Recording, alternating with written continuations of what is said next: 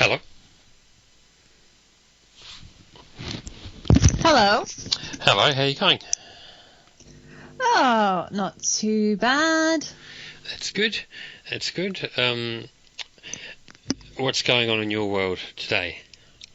Ugh, a fucking lot. You've been busy lately. Oh, AustralianSana is employed, unfortunately. Oh, well, What do you mean I have to be a functional member of society? What a rip-off. it's terrible. I'm too pretty for that. I should be, like, just rich automatically. Yeah, or in Blackpink, right? Oh, yes, I am the bitter cut member, of course, as we all know by now. All right. We have slightly less questions this week than usual. Not this week, this run or whatever. So let's get down to it.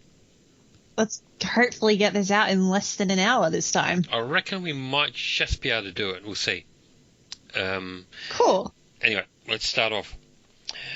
Which K-pop girl group members do you think would likely be cocaine fiends?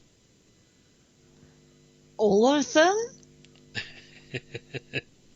Like, you gotta stay skinny somehow with how strict and insane all of their diets are. And, you know, taking a bit of a leaf out of the page of the model world's book, apparently, might give them a little bit of help, I guess, in that department. Yep. Plus, like, if I had to fucking live as an idol and do all the shit that idols do, I would need to be absolutely off my face on a 24/7 basis to survive. Whether that be drugs or alcohol or whatever, pick your vice. It would not surprise me if any idol was on crack. Yeah, I agree. I mean, it's hard enough for people in the Western business to not stay off drugs when it's, you know, has far less of a work ethic for most of it. So I can only imagine. I mean, I'm sure there's plenty of temptation to do something. Pretty much. So, yes, our answer is everyone all the time. Everyone all the time. Yes, and they should share. Yes. Send some our way. We're poor. Take free drugs, kids. Next one. Do you think this sets a bad precedent regarding the freedom of critics? And this is something I'm not in the loop on whatsoever. What's the bet it involves armies? Before we even see what the link is. I don't think it does, actually. I will. Sacre bleu. I'll send it to you, and I'll also just start reading out bits of it because they've quoted bits of it here for me. They've been nice enough to actually put some stuff here. MS. Oh. I don't know if you're in the loop on this. Maybe you can give us the background. Yeah, I've seen the movie. And then I remember actually reading this. What film is it about? So the film itself is called Promising Young Woman. Right. And if you've seen the trailer for it, I think I might accidentally go into some spoilers here because I've been drinking a little bit tonight in case you haven't been able to tell. This will be an excellent episode. I was about to say, this is either going to make our podcast fucking excellent or an absolute train wreck, which is still excellent in its own way. Yeah, I don't think those things are mutually exclusive at all. Anyway, continue on. Anyway. But fair warning, I will probably accidentally spoil this film. So if anybody hasn't seen the film and wants to, log the fuck off now. Just pause, go that's see your it. warning. Pause yeah, now, that's go your see warning, it, come and back. Let's fucking go. Yeah, all right. All right, and now you're back again after watching Promising Young Woman. The film itself is advertised in the trailer as heavily implying that Casey Mulligan's character is essentially a serial killer who hunts down predatory men in bars by pretending to be drunk and then killing them when she reveals that she's not. But when you actually watch the film, I personally felt very ripped off by the fact that she just teaches them a lesson without actually murdering them. She kind of just is like, I was sober all along and you're a bad man for preying on the drunk girl. And then the guys are like, oh no, I'm sorry, I won't do it again. Well, I was a bit disappointed by that because it's like, you know, you got me into this cinema, Pirate Bay, by assuming that this is a movie about serial killers, as in a woman serial killer, and it's about fucking time I had one of those movies, because God knows how many movies I've suffered through where women are constantly the victims of male violence, be it rape scenes or whatever. So you get me to watch this film thinking it's, you know, a reversal of that, and then it's fucking not. So I'm severely let down by this film on that basis. But the review in question that we've been asked about is not actually concerned with that. It's all about like, oh, she's not pretty enough to get away with playing this seductress character. Margot Robbie, who was the producer of this film, should have been the actress instead. And then she criticized the actress herself, criticized the review a bit like, you know, oh, fuck you. You know, this isn't a movie about how pretty I am. It's a movie of a social commentary on how disgusting men are. And I guess ironically that exact review almost is part of the film's social commentary. So it's a bit hilarious in a way. But now I'm reading this article and it's like Carey Mulligan, so it's Carey, not Casey, if I said that wrong before. Carey Mulligan accused film critic Dennis Harvey of misogyny in his review, which, yeah, absolutely, that's misogynistic as fuck to judge an actress's ability to play a role by how pretty she is. Variety later published an apology to Mulligan on their website, as they should. National Society of Film Critics has defended Harvey, demanding Variety rescind its apology. Well, fuck you, National Society of Film Critics. So that's essentially my perspective on that. Cool. Because, yeah, whether she's pretty or not has no actual impact on her ability to do the job. Because I don't know if you've noticed, but it's not exactly like every single victim of male assault is a conventionally attractive woman. If anything, unconventionally attractive women are often victims of violence because men feel that they're more likely to actually be able to get away with it. Because if those women come forward, then they're stuck with questions like, oh, why would he do that to you? Because you're so ugly. He wouldn't want to go near you. So, and Carey Mulligan herself is a very beautiful woman. So, you know, to imply that she's not pretty enough to be raped on film is misogynistic as hell. So no wonder she, you know, criticized him for it. But this idea, even in that commentary, that she's not pretty enough to be able to get revenge, it's like, fuck you. I've got criticisms of this movie and I could go into it. Essentially the fact that I was duped into watching it, believing that she would be a female serial killer of gross men when she wasn't. But the fact that she's not pretty enough is not one of those criticisms. And yeah, absolutely deserve to beat the shit out of whoever that critic is that implied that, because it's also indirectly implying that only attractive women should be able to get revenge on gross men who try to prey on them in bars. So yeah, fuck that. Yeah, it's going to be a good podcast. It's excellent. I'm sure you'll be so happy editing this later. So it's a film. Make sure you put this on like SoundCloud as well, because I ranted about this before. Yeah, we need to put this on a platform that is audio only, so I can kind of trick my friends into listening to it as well. All right, I'll see if I could be fucked. Yeah. Who gives a shit about what I have to say? Honestly, why make it easier accessible? I don't know. I think we should make people work for it. You want to get with this? You got to put in the effort. That's right. Isn't that what it's like for K-pop fans? You know, you got to buy all. Could be worse. You got to buy. No, this is keep J-pop buying the album fan. until you got all 9 photo cards, or you're not a No, true this fan. is J-pop fan level. This is J-pop fan level. You want to fucking watch us? You got to pay $30 for the single to see the music video in full. Effort, bitch. Put it in. I'm worth it. L'Oreal. So this film, anyway, I don't have an opinion on this film. I haven't fucking seen it. Not planning on it. Sounds, I don't know, not that interesting, honestly, to me. It's an actually well filmed movie, and I do recommend it. but I just recommend it on the pretense of don't believe the trailer because it's implying greatness that isn't quite there in terms of a female serial killer. Well, I always tell people not to watch teasers, so it's the same thing. Yeah. Yeah, so just, don't watch ads, watch the real thing. Or don't. Yeah. Whatever. Anyway, let's go to the next one. Why do some Korean idols complain about the idol life and the whole industry, but still continue their career in this industry even if their contract ended? Like Gayen from Brown Eyed Girls. Maybe because they were recruited as literal children and then that costs them their opportunity to do other shit. Pursue they got no other life skills.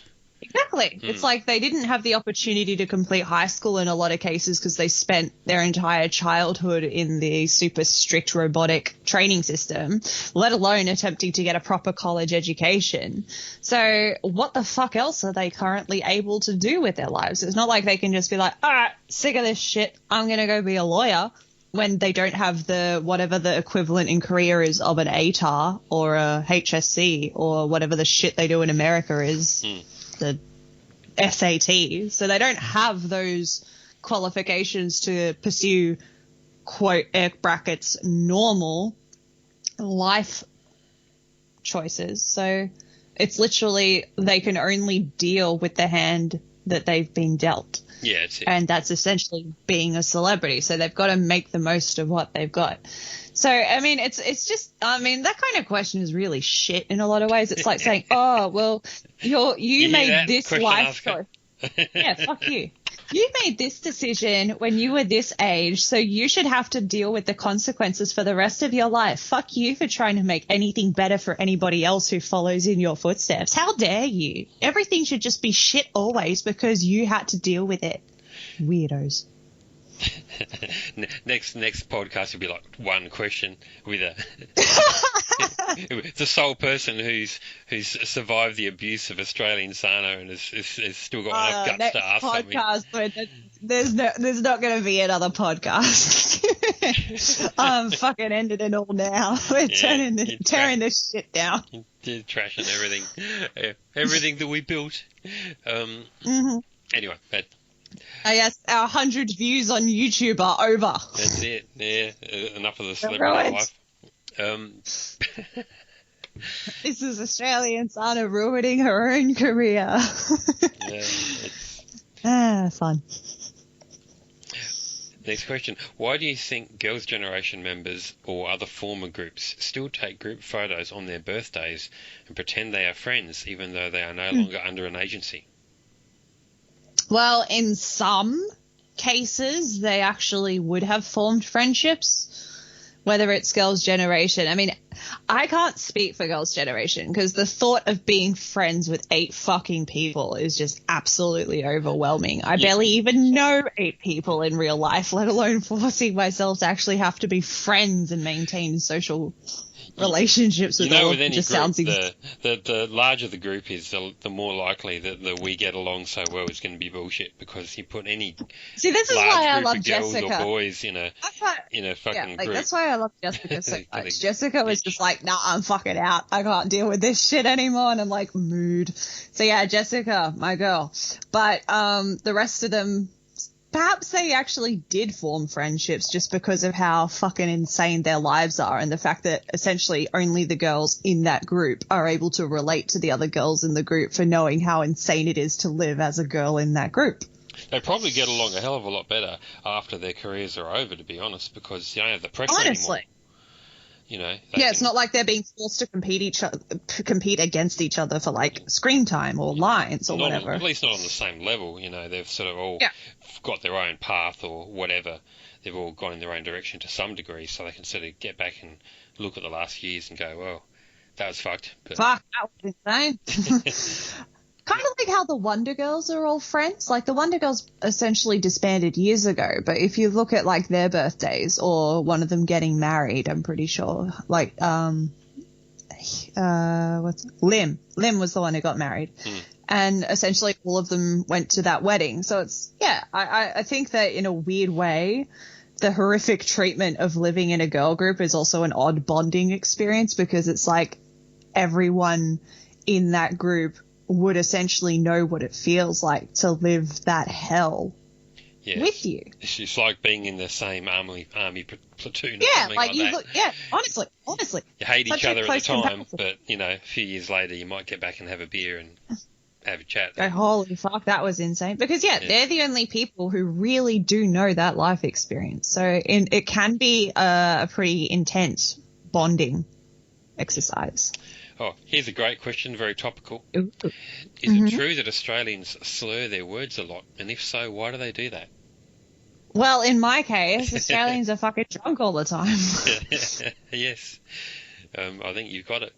Yeah, We're fucking raging alcoholics. pretty much. I'm pretty sure we drink more than Koreans do, and Koreans drink a lot. The Koreans are basically just have that one alcohol they're known for with soju. Maybe they've got others, but that's the one they're famous for. Australians will fucking drink anything. Next. At any time of day.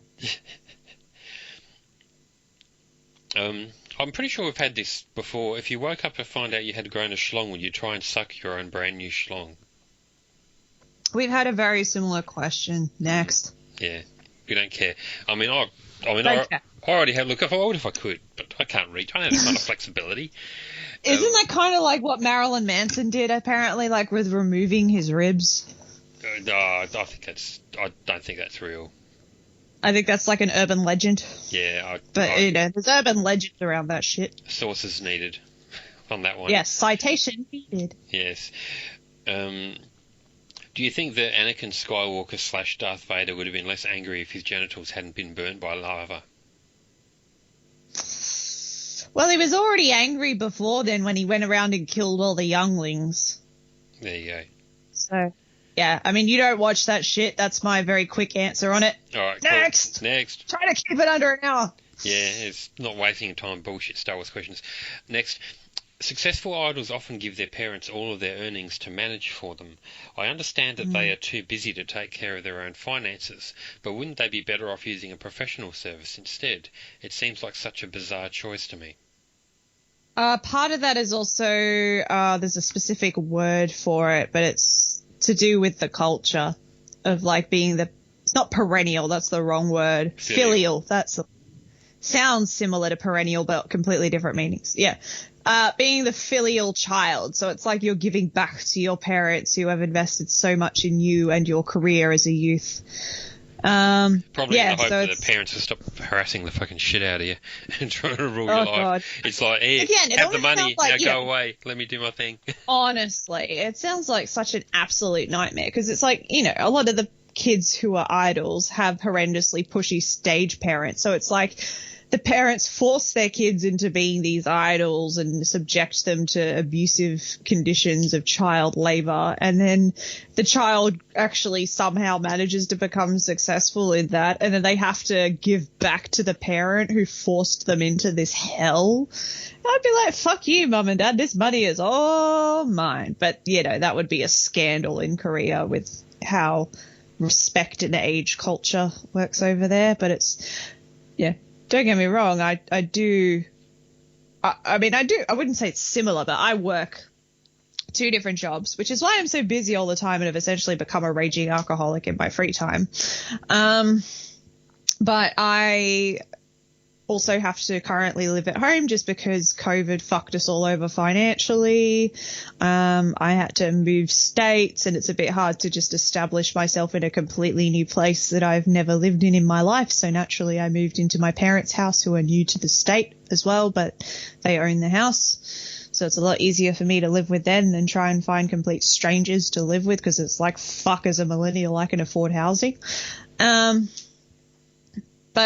I pay a certain share of rent, bills, whatever, to pay my way as living in the house because I don't want to be a fucking bum who mooches off my folks. But at the same time, I'm not going to literally give them my entire income. So this idea of being a filial child, there's got to be lines here when we discuss this. You don't want to be the complete bum living in your parents' basement who does nothing for your parents and just demands them to do all your chores for you.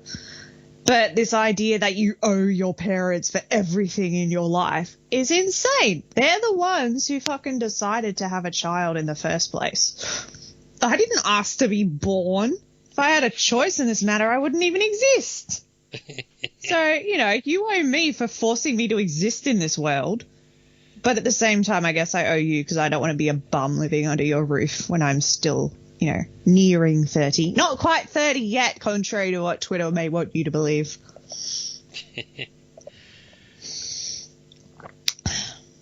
So yes, I'm still drinking as I'm recording. Yeah, I don't have any more to say on it. Let's move on. To, considering the 1980s pop concept has been the trend lately, do you think that G-Friends and Mago going for a 1970s pop concept was a misstep? They were so fucking robbed. What was it? For starters, Margot is a great song. Love it. Disco, absolute vibe. Here comes the but Fingertip. Fingertip was robbed. The Weeknd, who is essentially the pioneer of this whole 80s revival through Blinding Lights, which is like one of the record-breaking longest charting singles of all time in the top 10 or whatever, he fucking ripped off G-Friend. G-Friend started this trend. Fingertip supremacy. Justice for Fingertip. Why does Blinding Lights doesn't sound anything like Fingertip? Well, they're both 80s. Yeah. So, he got the 80s idea from G-Friend. G-Friend robbed Queens. Yeah, whatever. Yeah, you're getting pretty drunk, I think. No, I'm not. I'm fine. I should do this more often. This should just be the podcast in its natural state. Just Kpopalypse asking AustralianSana questions when she's had a few too many Baileys. I think that if you are going to become a raging alcoholic, I think doing these while you're, destroying your liver is probably a good idea. It's going to probably get all right. Well, as long as that makes it more entertaining for everyone. Yeah. So, yeah. We should have feedback on this episode. Do you prefer sober AustralianSana or drunk AustralianSana? I'll put a poll in there. Yeah, put a poll in on which people prefer better, and then I will base my state of recording on the results of that poll. If anybody answers sober, I will be very surprised. Me too. I'm glad you like me better when I'm drunk. Pretty much everyone does. If only I could live in this state 24/7. But unfortunately, I have to drive to work. And that would be very dangerous. And illegal. I think G-Friends and Mago is an 80s concept anyway, really. It's close enough. It's 80s disco more than it's 70s disco, if you ask me. Yeah. It's like the late stage, more polished disco sound, not the... Yeah, it's kind of like that blur between late 90s, early 2010s, early 2000s. That's how fucking gone I am right now. Late 90s, early 2000s, where you can't tell which song was made during which era. Like, if you listen to a Britney Spears song from 1990s, which is Baby One More Time, or... You Drive Me Crazy. And then you listen to her 2000s era, which is essentially Oops, I Did It Again. You're not going to have a huge difference in between those two eras. So that's kind of the vibe that the 80s/70s disco of Margot brings. Yep. Next question. Weekly are A-Pink's little sister group. Do you think that any Weekly songs have been better than the recent mature concept A-Pink songs from the last 2 or 3 years? All right, I will accept no A-Pink slander because is the fucking bop of the century. I was literally driving around to it yesterday, and it is such a good song. Has not aged a day. Need more of that shit right now. I am waiting for an A-Pink concept comeback all the time. Love it. So I will accept no A-Pink slander. And then on the same note, fucking love Weekly.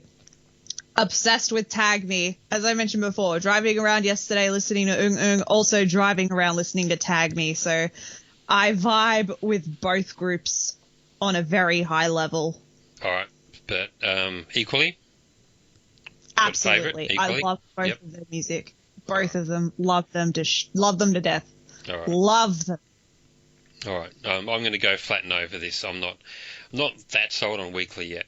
I really like the A-Pink songs Weekly so far. It's been alright, but I don't know. They don't really have Tag that. Me is such a good song. Tag Me is such a good song. I know it's got that "I'm so gay," that little rap break with the trap breakdown, which isn't all that great, but it's such a short amount of time in there, I can forgive it. Yeah, even discounting that, I don't know. Meow, meow, meow, meow, meow, meow. That shit is catchy as fuck. Timeline, Mori buto baike kaji shisum yori. Stop. Ooh, J-Mori, na. Ooh, J-Mori. That shit is great. Next question. If he was alive today, how do you think that Jesus Christ would handle cancel culture and or harassment campaigns by armies? Jesus is cancelled. Oh my god, you've only got 12 followers. As if anybody cares what you think. BTS have over 20-something million, so who cares what this loser with 12 followers thinks? Someone's going to quote you out of context and spread you around. I can't fucking wait. Can't fucking wait.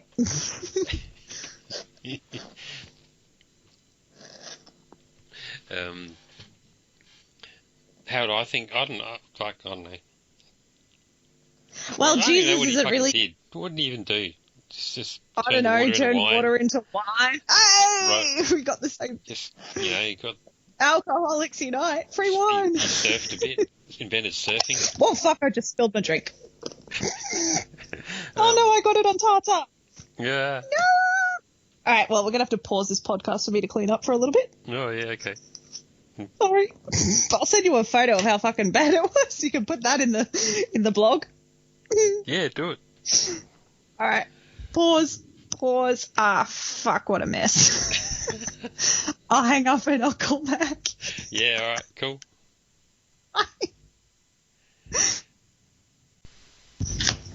Hey, how's the cleanup going? Not great, but not bad. I don't know. Tartar's going to need a bath tomorrow. Oh dear. So what drink did you exactly spill on the tartar? Not good. Bailey's mixed with ice cream. Right. Yeah, that'll leave a mark. Yeah. So he's going to get a nappy sand bath tomorrow. Alrighty. Let's get back to our next question. Yes, we're on 26 minutes so far, so we should hypothetically be close to the halfway mark. Let's just move on. All right. Hurry this shit up. Yes. Japanese pop music agency AKS sacrificed their, at the time, most popular AKB48 member Miyawaki Sakura to be exclusively in IZ*ONE for 2.5 years. Do you think this gamble was worth it for AKS? That's just the phrasing of that question. It's like they sacrificed her to a sun god and threw her in a volcano. And that's honestly where my mind went with that question. Yeah. They sacrificed her to their god. But I don't know. Is it worth it? I don't know enough about... Oh, fuck, I got fucking Bailey's on my drawing that I was doing. Oh, well. Never mind. It depends how much money they get out of the deal. I guess. But do we really know? Probably not. We won't know, and there's all the exposure that comes with it, so will she be even more popular after she comes back to the group? Which member was this one again? I don't even know them. Miyawaki Sakura. Ah, Sakura. Like, Sakura is already really popular, and now she's becoming, like, even more super popular. So, I mean, it sounds like a pretty good deal because all the people who are into IZ*ONE who have potentially not that into J-pop, but then their first exposure of J-pop is her. So they're going to therefore get to her group from that. And that's a fucking lot of people given how insane K-pop culture is. So I feel like there's a huge in with that. Plus you're getting all the income that the group is generating, which is quite a bit, but then, you know, fucked if I know all the scandals that are going on with Mnet and their share of all of that shit. So I don't know. I like the group though, and I like her, so I'm not complaining. Cool. Yeah, I wouldn't know. I don't. Contrary to popular belief, I mean, because I write a lot of business-related stuff, people think that I actually care, about how profitable each group is and all that sort of stuff, or that I follow this, or I have some opinion on X, Y, Z, that's business decision or whatever. The part of the reason why I highlight that stuff is more to point out the silliness of people as an outsider even having opinions. Opinions? Who's allowed to have those on the internet? Yeah, exactly. How dare you? It's like, I'm allowed to have opinions, but you got to realise that your opinion is very uninformed and you're very much on the outer, and so you're not really going to ever have answers to your questions about these things. Yeah. So unless someone writes a tell-all book in 20 years, then you might know. Until then, you're just going to have to guess. We need the Jessica of Eyes to come forward. Yes, and write a fictional book, which is completely fiction and totally made up. Next question. Role-playing as a retail sales assistant who works on commission. Please deliver... Who fucking needs to role-play when I did that for years of my life? Then you should be good at this. Please deliver sales pitch on why middle-aged male guitar teachers should stand so on from G-Friend. Ooh, how do I get you to stand so on? Oh, haven't I already? Exactly. I'm fucking good at this. I've already done it before you've even asked the question, mate. You just got to, I got a knack for it. Yeah, you got her in that Nazi gear and got to, Oh, we're cancelled. Got hugging the Nazi. Go hug the Nazi, then Kpopalypse will like you. Cancelled. Yeah. Let's move on. I thought me being drunk would fucking cancel the podcast, but you just went and did it all sober. Yeah, I've an incredible talent for saying the things that other people need to be drunk to say. Let's move on. Because now that we're cancelled, no one's listening to this bit, so we can say whatever we want. Which K-pop girl groups do you think would suit a reggaeton-style song, and why do you think this? Oh, fuck, we're like cancelled times 10.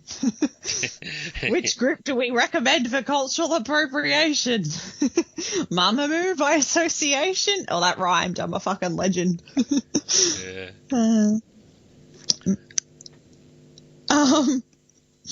Maybe, I don't know, like Reggaetron. I'm trying to think who has done Reggaetron, because surely it wasn't. I'm fucking stupid with this shit and which genre classifies as which. I don't even know either with this Reggaeton. I don't even know what that is really. Reggae. I think reggae. I'm getting that. Yeah, I'm getting confused with like the house thing that kind of took over K-pop for 2 years. Yeah, I don't even fucking know, man. Yeah, I'm really stupid, so I don't know. She's too drunk and I'm too dumb, and we don't care. And I'm dumb when I'm sober anyway, so... Do noticeably taller than average girls generally get bullied by other females during intermediate and high school? Well, as a taller than average girl myself, I am very qualified to answer that question. I am 5'10", or in imperial, or is it metric? Yeah, 5'10" is imperial, and then by the metric system, 177 centimeters. So I would consider that to be significantly taller than average for girls. I have never really been bullied by other girls for my height. If anything, I've constantly been told by other girls that they wish they were as tall as I am. If anything, it is men who try to make me feel insecure about my height, and that's really just a reflection of their own insecurity because they feel threatened by a woman who is taller than them. So, as usual, the problem is men. Question answered. Very good. I thought you were going to say that you were the one doing the bullying. No, I was the bullied as in my high school years, but the height wasn't the reason for that. In high school, funnily enough, as hard as it may be to believe and basically defying all laws of physics, I was quite short in high school. When I started high school as a teenager, I was tiny. And my parents were convinced that, like, I don't know, I wouldn't say dwarfism, but that I had some sort of genetic malfunction, that I was not inheriting either of their height because I was so short compared to the rest of my year. So when I started year 8, which is the first year of high school at the time, back in my day, when I started high school in Western Australia, I was one of the shortest girls in my year. And then when I was 14, I was 164 centimeters tall, which is neither, I'd say it's still on the short end, but it's not super short. That was considered my growth spurt, being 164 centimeters tall. So, you know, if anybody's 164 centimeters tall or 5'4" and thinking, oh my God, that's so tall, you can really laugh at how much of a growth spurt that really is. Because that is still quite short. But then I had another massive growth spurt when I was 15 to 16, became 170 centimeters, and then I had another one when I was 17 and became 177 centimeters by the end of it. So now I'm just like this lanky fuck who walks around looking like Go-Go Gadget legs. If anyone who forgot, the answer to the question was no. Yeah. Next question.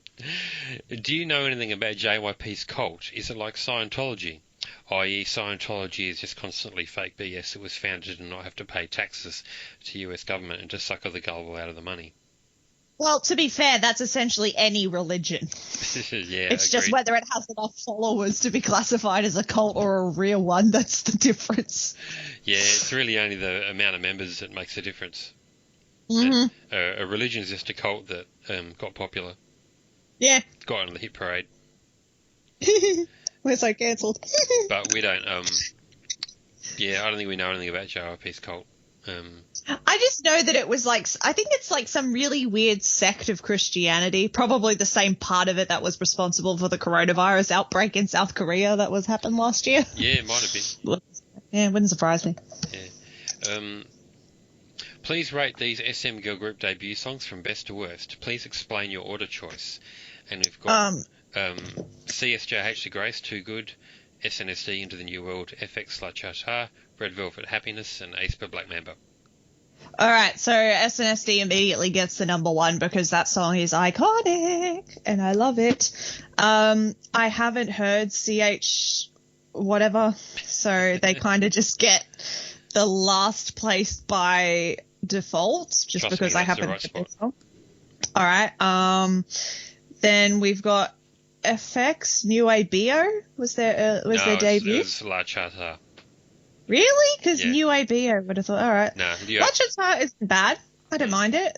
I would say that I like Red Velvet better, so Happiness. So I'd go SNSD, Red Velvet, FX, Black Mamba, by whatever that group's name is, Aespa. Yeah. And then the CJ Entertainment, whatever they're called. Yeah. Them. The Grace. No offense to you ladies, but you are lost. Yeah. My orders are pretty much exactly the same. Nice. I probably, I don't know, I think La Cha Cha and Happiness. Actually, no, La Cha Cha and Black Mamba, I think they're almost too close to call. But yeah, pretty much the same opinion. But I don't really talk about that. All that shit's pretty well documented. Let's move on. Now that G-Friend have had 2 or 3 comebacks since Source Music has been bought out, do you think that they've been managed well by Big Clit Entertainment? Fuck Big Hit. Fuck them. Free G-Friend. That's a no. Fuck you.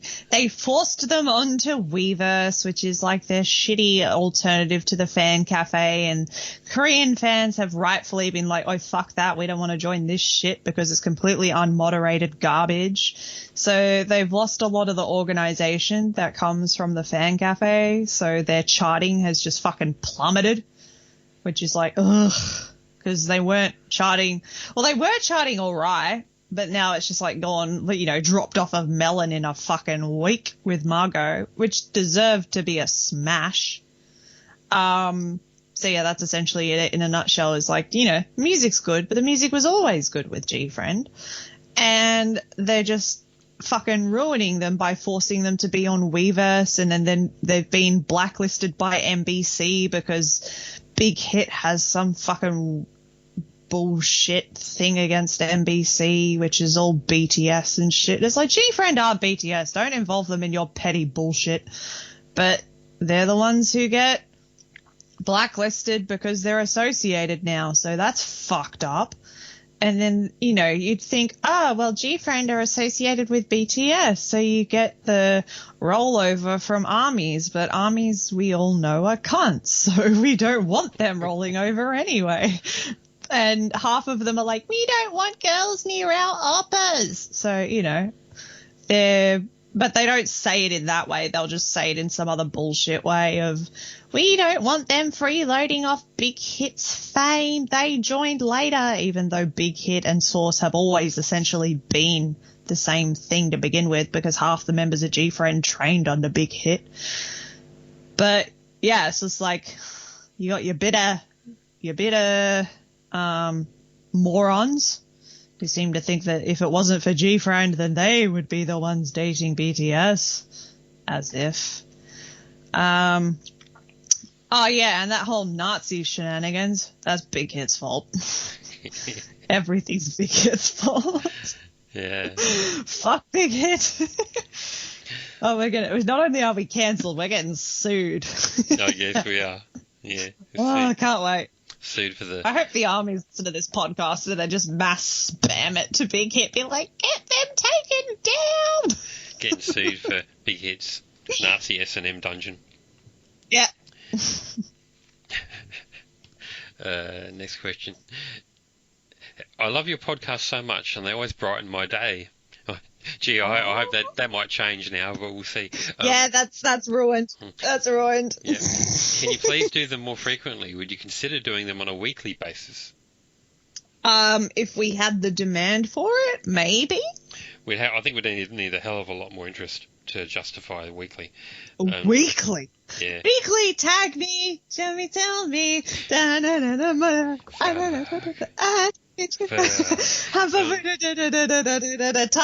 Mori Buto Vaika Kaji System, stop. Ooh. You question it. You think I want to put up this shit every week? Jesus Christ. I don't even want to put up with this shit, and I live with myself. I wouldn't want to subject you to it a week. Oh, so if we're doing a weekly, that means AustralianSana would have to get drunk every single week, which, I mean, it's probably happening anyway, but... Yeah, but that's not exactly changing anything. But, when you die from liver poisoning at age 35, I don't want your parents to sue me, so... Oh, well... that'd be doing me a favour. I mean, if I die at 35, that's extending 5 years onto my planned lifespan. Yeah, it's funny because I've got mental health problems.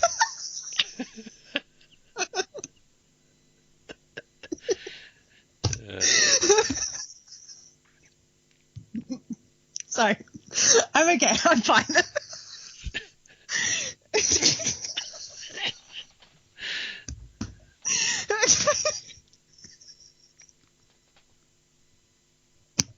Next.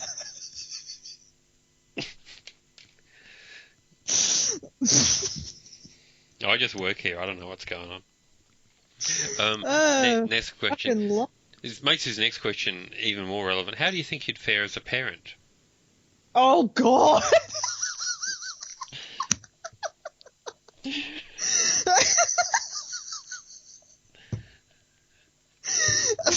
A fucking terrible one.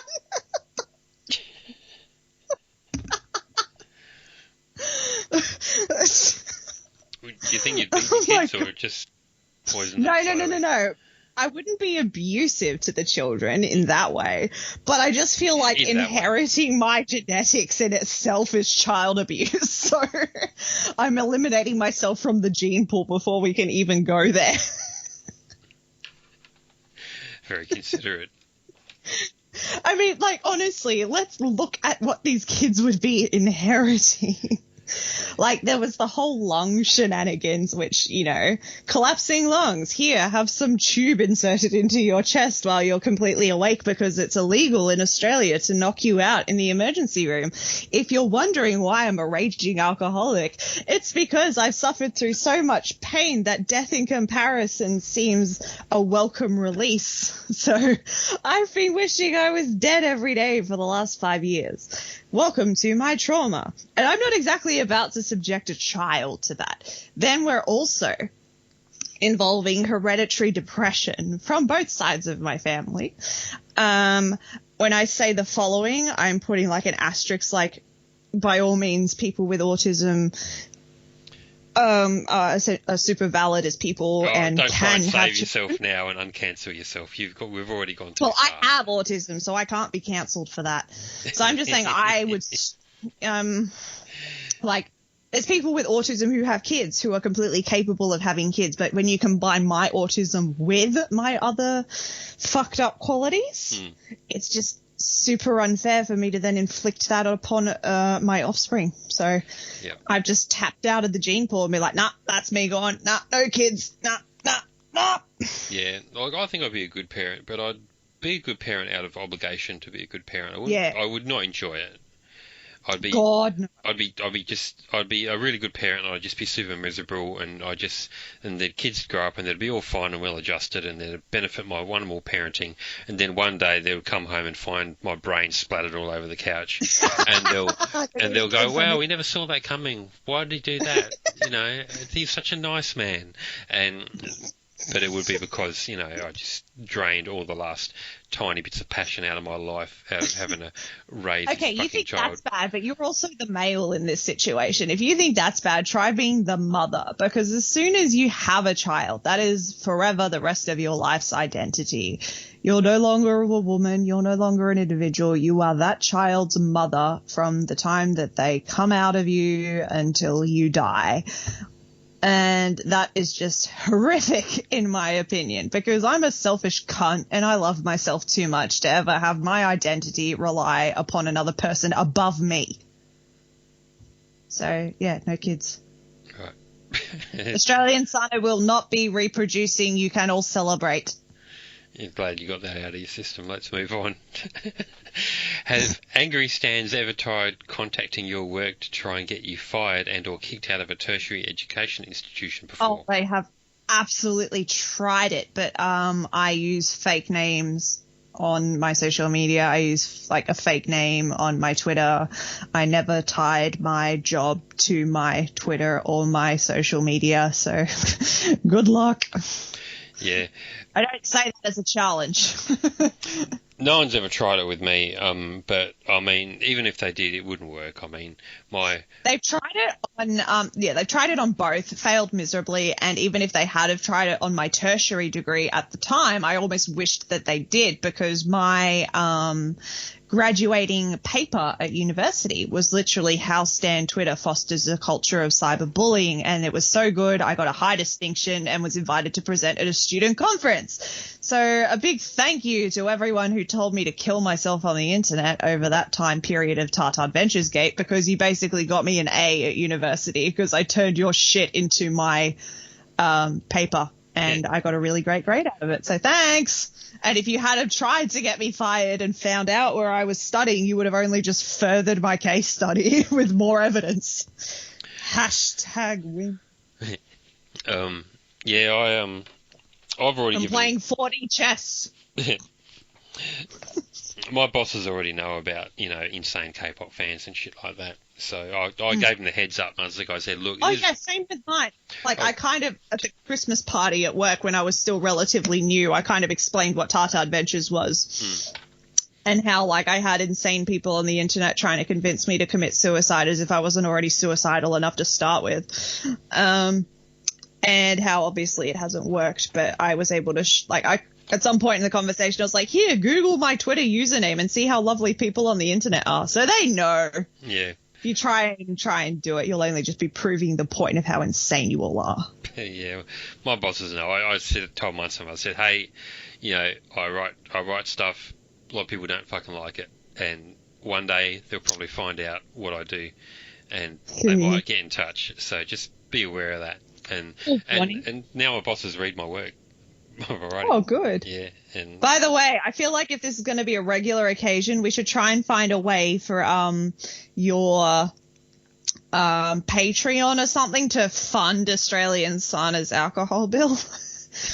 Just PayPal me $35 so I can drink an entire bottle of Baileys before the show. I think that's fair. I think if you want weekly podcasts, you got to step up the Patreon donations to the extent where it can pay for some nice drinks. And make a note of it on the Patreon donation where it's like, for AustralianSana's alcohol. Yeah, so we'll separate it out. Next question. Do you think it's possible the Big Hit actually blackmailed the members into re-signing their contracts? Abso-fucking-lutely, that's what I'm convinced of, and you will not tell me otherwise. And I'm curious why the members are still fine with his mixtape bullshit when it's clearly working against them. It's called career sabotage, sweetie. Look it up. It's locked into their contracts and all that shit. We all know how much I hate this. We all know how much I want Taehyung out of that company because fucked if he, of all people, should have a mixtape. Same with Jungkook as well.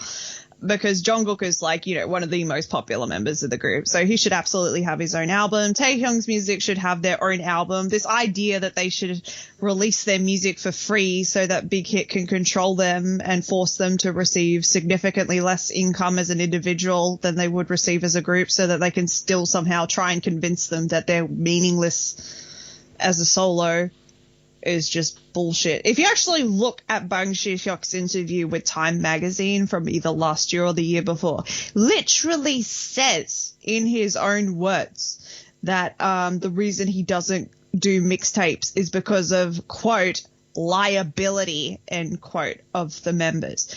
If you have one group out of your entire company that is successful, how the fuck are the members of that group that literally made you millions of dollars a liability? Fuck you. Next question. Next question. If this is for you, why don't you play video games? Because I'm poor and video games are expensive. I would need a gaming computer.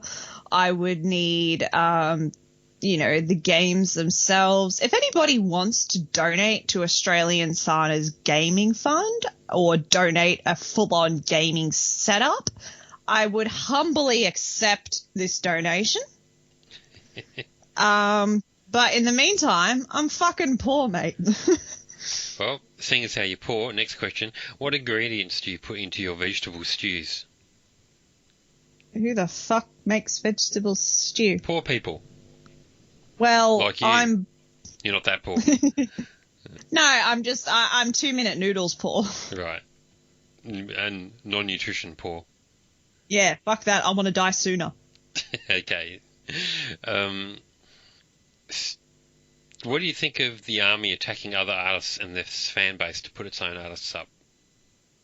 As armies attacking who, sorry? Other artists and their fan bases. That's just common behavior that's been existing for decades, and we all know I hate them, so. Yeah. What's your opinion about the controversial Mr. Beast giveaway, where an army won the giveaway and spent half of the money on buying more BE albums? However, her original plan was to spend all of it on BE albums. Yeah, I don't know who Mr. Beast is, but I know that it's like some clout-chasing fuckwit on Twitter.com who was like, whoever gets the most likes gets $10,000 or $1,000 or some significant sum of money, and, armies will spam like the shit out of each other's comments. So, of course, the army gets the money instead of, charitable causes, because let's give money to billionaires instead of people who need it. Yeah, it's all about essentially fundraising for billionaires at the expense of people who actually need help in this world. Everything wrong with society. Fuck all of you. I hate all of you.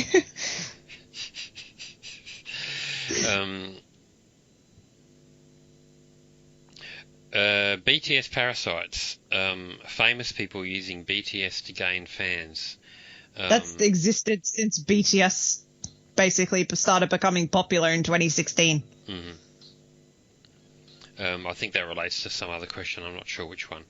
Maybe it's because Mm-hmm. I'm going backwards through the questions. I'm starting with the most recent and going back. Yeah. If John Lennon was still alive, do you think he'd be a Bernie Sanders supporter? Please explain the reasoning behind previous answer. Thanks. Well, he might be for the sake of looking woke, but in the background he'd probably be voting Republican or some shit because, you know, the guy was a woman-beating scumbag. Just because he wrote a pretty song called Imagine, which really isn't even that great anyway, doesn't mean he was actually a good person. Like, he used to beat his wife, so he'd probably be like, I'm pseudo socialist so I can get the views, but then he'd really be voting Republican in the background because he wants to keep all his money. And he hates women. So what makes Chungha we're getting cancelled by we're getting cancelled by Beatles Twitter too while we're at it. Yeah. It's all right. They're all probably going to die of corona anyway. Let's hope. What makes Chungha so popular nowadays? Is it music, performance, or something else entirely? I have no idea. Yeah, me neither. I've got no clue. I didn't even know she was popular. I don't hate her songs, but I don't vibe with them either. And then I look at what she looks like now compared to what she looks like in IOI, and I barely recognize her. But, you know, whatever works. She's successful. Good for her. I'm not going to hate on that. Yay, women doing what they want. Get rich, queen. Even if I don't vibe with you, I respect you. Yeah, I don't know what the deal is with her. I mean, IOI is a big group, so I guess people give a fuck. But yeah, I don't know. But then give a fuck about Wiki Miki. Next question. TC Candler's Spanklist has been making headlines in major newspapers around the world. How did some random middle-aged man blogger get so much clout, in your opinion? Oh my god, I've been wondering this for as long as that fucking poll has existed. Me too. It's just like one guy's opinion on. Yeah, it's just one person's opinion on who's hot, and then it somehow gets a bajillion articles written about it. It's like, I'm pretty sure he's listed Alexandra Daddario as like the hottest girl or whatever for like a few years. I'm not sure if it's his list or another list, but one of them did. And like, her and I are almost like the Chanel versus Walmart bootleg imitation. Obviously, I'm the imitation version, but like, you know, she has like big eyes and at the time dark hair. I fuck around with my hair a lot, so I'm blonde now, but I used to have dark hair, and I was kind of like, you know, if I were to look like a celebrity, this is probably the one I'd look like. Where's my fucking magazine covers? Non-existent, I tell you. Yeah. Where's my fame? I'm too much of a cunt for fame. We all know this. The bit that I don't get about Candler is that everyone has a shit fit in my lists and stuff like that. And you know, it's just, everyone's like, you're objectifying these people. And then the same people, TC Candler's they comes out. It's like, TC Candler. She won, therefore it's legitimate. I do stand the prettiest idol. It's like, who's socially acceptable to objectify women? Yeah. So what's TC Candler apparently qualifies. What's he doing that I'm not doing that I need to do? Maybe because he doesn't explicitly say it's their boobs that he's looking at. But we all know. Just means he's a better liar than I am. Yeah. At least I'm honest. I need you to please link me to the source that Taehyung was offered that Gucci contract. Oh, fuck. How the hell am I supposed to find that when this shit was from years ago? Well, if you can find it, don't look now, but maybe just check. If you come across it, let me know. I'll add it into the post. It's just, I don't even know if he specifically was. I just know that he was insanely into Gucci at one point, and it would have very likely benefited Gucci to try and make him an offer. But it's just the fact that for all 7 members of BTS, particularly the popular ones such as Taehyung, Jimin and Jungkook, which are the Maknae line, that they're not really allowed to have individual brand endorsements because everything has to be OT7 or nothing. Fucking nothing. I'm just waiting for one of them to grow a backbone and just be like, fuck it! I'm tired of this shit! I'm an individual person. I'm not like 1/7 of a clone. Let me live. Mm-hmm. But until that day happens, I just stay pissed on Twitter. Right, yeah. Next!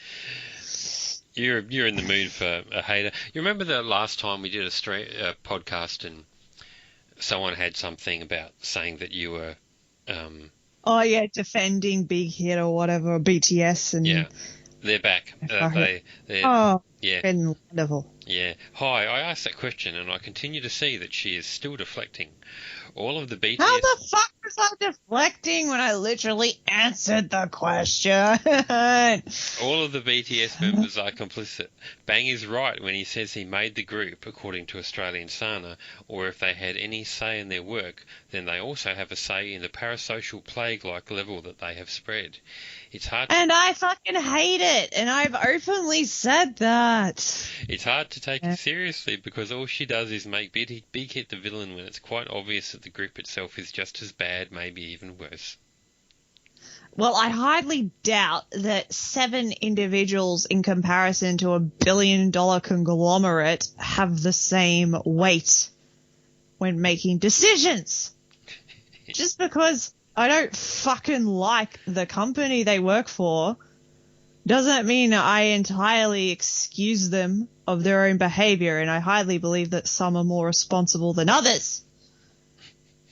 But at the end of the day, they're the ones putting their signatures on those dotted lines when signing their contracts. So as long as they're renewing their contracts, I am judging them as well. Do not mistake my hatred of billionaires as excusing the morons who continue to keep said billionaire in power. I do criticize BTS. All of them, for that matter. I just criticize the company more so because they're the top of that pyramid. But if one of them were to kind of just be like, "Oi, fuck it, I'm out," then that could essentially cause that to collapse and crumble. So, you know, for all the shit they talk about being real and authentic, until one of them grows the balls to fucking do that shit, I do judge them. Even my own son, who I love unconditionally. Free takeoff. Next! I heard Sana mention in this podcast, that's you, that she lived in Korea for a while studying. Australian Sana, how do you like living in Korea? In particular, how do you feel about living under Korean societal culture, conformism, beauty standards, etc.? And if you didn't like it, was it still a worthwhile experience? To be a complete self-centered cunt, no matter which country I'm in, I 100% meet the beauty standards. It's just me being an arsehole. Korea was great to live in, but I also, as much as I'm drunk off my ass and a cunt, I do still acknowledge certain privileges because even drunk me is still trying my best to be conscious. I try to be a good person. I'm not this villain that everyone wants me to be, but at the same time I am, just because I hate myself and hate everything. But I don't punch down on people. In terms of, you know, beauty standards and cultural norms or whatever, there's so much leniency that is granted to foreigners.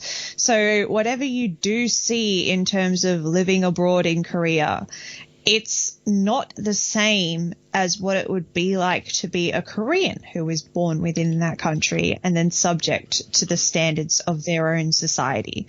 Yeah, so you get that whole, you're a foreigner, you wouldn't understand anyway, so we'll just let it slide. Or just people who are totally willing to be nice to me because I'm pretty in their standards. And, you know, you may snort and laugh at that. I totally would as well. But from my own lived experiences, there were totally times when people just went out of their way to help me because, not necessarily because I'm white, but just because I'm pretty. Or just, it was like one time when I was at the subway and I came out of the wrong exit, and I was basically like having a mental breakdown of where the fuck am I? Because there's 6 different exits, and this was the first time that I was in the country and I had no idea where I was. And I just had all these people who were so kind and went out of their way to try and help me, in terms of there were people who would, they saw me struggling to lift my suitcase up the stairs because I was trying to carry it up the stairs to get to the end of the exit. Because, fun fact, Korean public transport is really not that great with disability. There's not exactly all that many elevators and escalators, so, you know, you got to lug your suitcase up. And yeah, people would just come up and help and try and carry my suitcase for me and that kind of stuff. So maybe it's if I'm a foreigner, maybe it's because I'm pretty, but I just had a lot of people who would be willing to go out of their way to help me. And like, there were times on the street where I would just, you know, be walking somewhere, and I fucking shit you not, there was one time I was walking to Mnet Countdown, and then I had someone who literally stopped me on the street and got me to record something for NBC or one of those TV shows because something was going on, and they just got me to repeat some lines or whatever. So it's just weird. It's like, is it because I'm a foreigner? Is it because I'm conventionally attractive by certain beauty standards? I don't know. But did you do AGO? Yeah, whatever. That's your answer to that question. Whatever it is, be it foreigner, be it somewhat conventional beauty standards, whatever, I don't have the lived experience of an actual Korean living within Korean culture to be able to properly comment on what it's like to really live over there. I just know that I would have experienced a lot of privilege. And obviously my experience was great because, you know, I loved the time that I was over there, and I was also only over there for just under 6 months. So it's not an accurate representation. And I also know that certain people of other cultures would deal with a lot more racism because, you know, not to tar everyone with the same brush, but there are definitely outdated beliefs that exist in that country as much as exist in my own country. So I can't, you know, judge one culture as being more racist than the other, especially when my own white race is responsible for a shitload of these problems. So, yeah, I'm not going to judge either way. Okay. I'm totally not sober enough to provide a proper commentary on that either. So cool. Don't judge me too hard if you're trying to cancel me. Imagine I'm trying to be a good person. Imagine you were super rich and wanted to create a K-pop group. Which kind of... If I was super rich, I'd be getting the fuck away from K-pop and keeping all my money to myself. Well, next! Continue. Assuming you were that dumb that you wanted to do this, what kind of marketing... Yeah, let me just get rich so I can lose all of my money. What kind of marketing strategy would you use? And would you use a different one depending on whether you were debuting a girl group, a boy group, or a co-ed group? Oh, well, co-ed group just seems like financial suicide straight off the bat. I'd almost just debut a girl group because I just hate men and could not imagine myself trying to make men succeed in this world. But you could have them under your agency and torture and starve them and give them crappy diets. I hate men, but not to the point where I would... And, you know...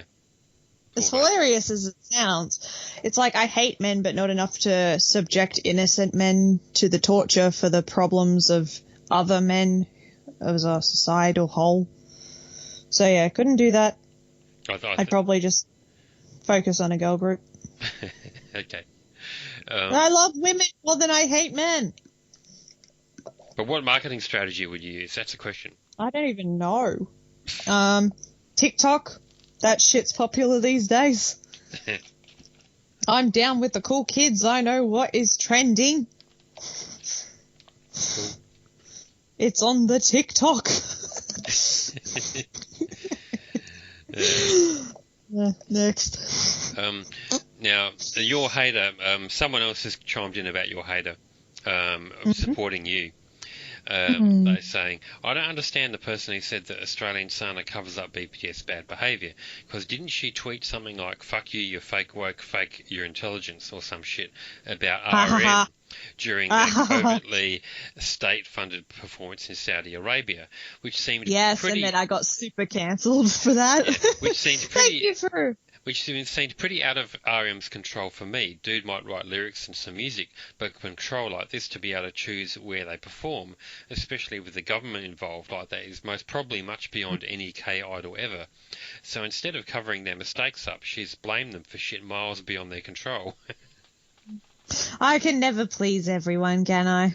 Yeah, you're getting cancelled in both directions now. Fuck yeah. Yeah, straight up in response. Yeah, cancelled in every degree as I deserve to be. Basically with that, like, I agree with that in a way. Like, if your fucking government's involved and you've signed over your soul in a contract to your overlord when you were 15, it's a bit hard to really just be like, yeah, not going to do that, mate. When you've got the government of two different fucking countries breathing down your neck over multi-billion dollars worth of deals. So I do try and still sympathize with certain people. Like, it's weird. I don't hate them as much as what armies may lead you all to believe that I do.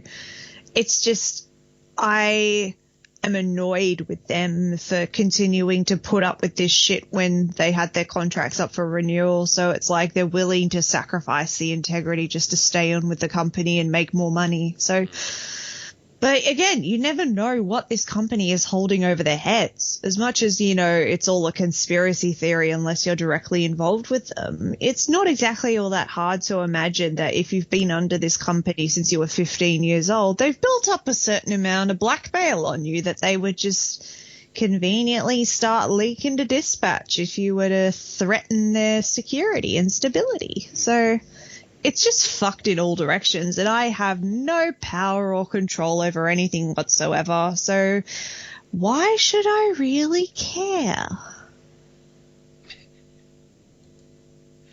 They want me to be this villain. They want me to be this villain over BTS so bad. And it's just like, I vibe with some songs. I don't vibe with Saudi concerts. Why is that such a controversial stance? Because, armies, I guess, have to fucking justify every single little thing that BTS do. And if you don't go out of your way to do mental gymnastics for a billionaire boy band at your own expense, then you're just a shit person. So, fuck all of that. It's just a fan of culture in general. It's like a cult. Mm-hmm. You have to buy into the cult all the way. If you're not 100% compliant, then you're punished until you learn to obey. Yeah, and I've never been obedient, so I was never going to fit in. Yeah. Never have, never will. Yeah. Hashtag autism. Last question for this podcast. We did it. Do you ever stop and realise the average person has one boob and one testicle? I'm just grabbing my boob, but not grabbing a testicle right now, so I'm a bit like, But then I guess you make up for what I lack in that department. I suppose so. But I don't really know what that question is talking about. So it's basically like saying on average there's one man and one woman, so therefore we have half a man and half a woman's body part. So like I got the boob, you got the testicle. I still don't get it. This is too intellectual for me. Oh yeah, woke hours. Intellectual Australia. Yeah, intellectual while I'm fucking drunk off my ass, as if. So that's all we got. Now, before you go, I just thought you mentioned a while ago to me about your wrestling account, so I thought you might like to promote it. Hashtag self-promo while I'm fucking too drunk to really properly promote myself. Excellent. Maybe that'll just make me even more endearing to my loyal listeners. I think the people who would be interested in that sort of account would probably also like the drunk Sana approach. Hopefully. Promo. Hopefully. Well, I mean, assuming that anyone has actually listened to this entire podcast by the end of it, they'd be inclined to want to hear more of my fucking useless rants. So, for those of you who aren't aware, AustralianSana, after being cancelled off of Twitter and working multiple jobs at the same time, has also taken up a hobby of professional wrestling, which has been alluded to in previous podcasts where I've talked about New Japan. So I do training twice a week at a wrestling academy in my state, and I'm currently in the process of trying to actually score a proper debut. But I can't actually wrestle that good yet, so I totally don't qualify. But I'm still trying to convince them to, like, at least let me valet, because, one, I'm totally pretty and can therefore draw viewers just from my face alone. And if I can somehow get, like, you know, we talked about this in a previous podcast of, like, do you have simps? Well, now it's trying to find out if AustralianSana actually has any simps. So, simps for AustralianSana, follow the account at banterweightch, which is short for champ. So banterweightchamp, banterweightch on twitter.com is where I am trying to launch my pro wrestling career. And if I can somehow garner the same kind of following that I used to have on AustralianSana, then perhaps I can convince my poor, unfortunate wrestling academy to properly debut me. I do flips in the ring, by the way. So I'll pop, like, there's videos that are up on that account. So if you go on that account, maybe if you're like someone who totally hates my guts and are listening to this podcast to try and cancel me, which I've totally given you like probably 100 reasons while I'm totally sober. Yeah, go watch my wrestling videos on my Twitter account, and you can, you know, watch me getting fucking slammed into the mat and beaten up and all that shit. You can totally enjoy that.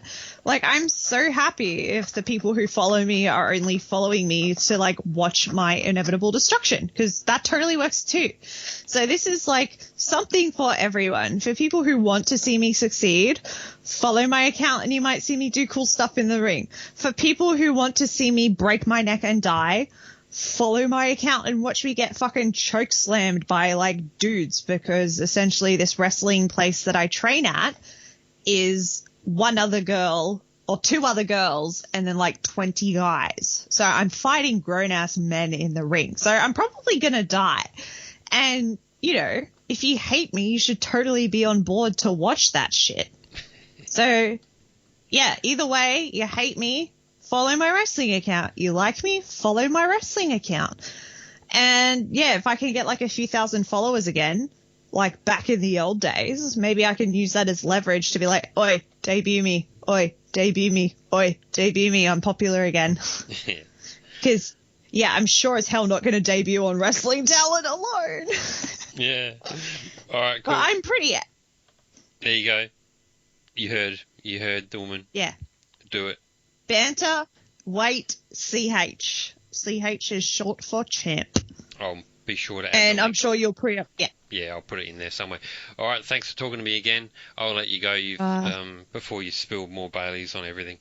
Yeah. And yeah, it's good to talk to you. I look forward to a deposit of $35 into my PayPal for my efforts. Yeah, well, you know, pony up if you want to see AustralianSana get drunk, and if you want to see her do more podcasts, then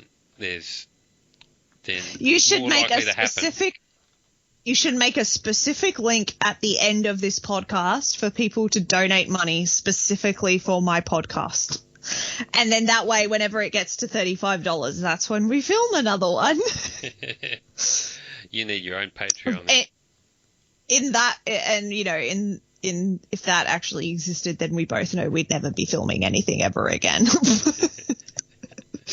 Good way to get out of it.